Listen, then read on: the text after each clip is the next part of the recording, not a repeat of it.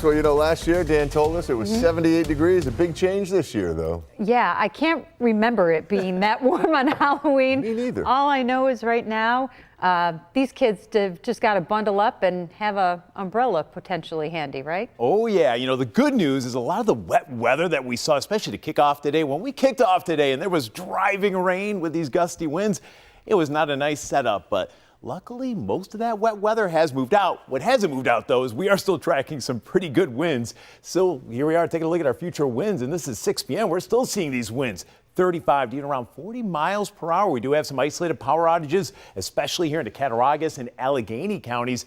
And as we stop this at 8 o'clock, even at this point, we're still seeing some gusts 30 to around 40 miles per hour. So even towards the tail end of trick-or-treating.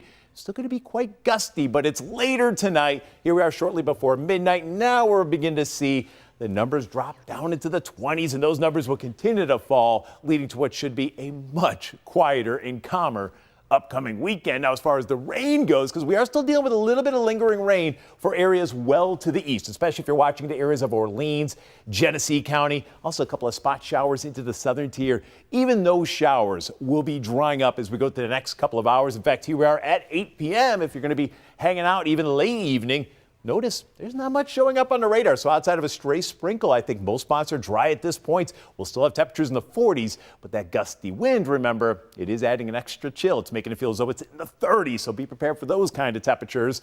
And then speaking of 30s, here we are tomorrow morning at 7 a.m. That's where we'll start out your Saturday, upper 30s to near 40. Outside of a sprinkle trying to sneak in off the lakes, we're mainly dry tomorrow, so if you have any outdoor plans, overall not too bad. And again, here we are taking a look at the first Saturday of November. We'll have temperatures climb up to around 54 the afternoon with at least some breaks of sunshine. Less wind compared to today, so it's going to feel, I think, warmer if you do have any outdoor plans. As we head into your Sunday, skies will clear out Saturday night, and that will allow temperatures to plummet during the overnight. So that's going to give us a cold and frosty start Sunday morning. But throughout the day, that same clear sky means a lot of sunshine. And when all's said and done, we'll at least see temperatures climb back up around, if not into the 50s, at maybe even a couple of degrees above average for this time of year. And of course, great weather for that Bills game there Sunday, late afternoon and evening. So tonight, any showers will continue to move on out. We still got to be a little patient when it comes to that wind. It won't be until late. Around and after midnight, that's when it will begin to settle down.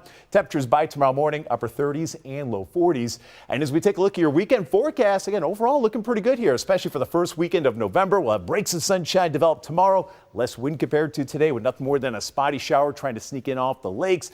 And then for Sunday, seasonable, pleasant. We'll have a mix of sun and clouds, if not a good amount of sunshine.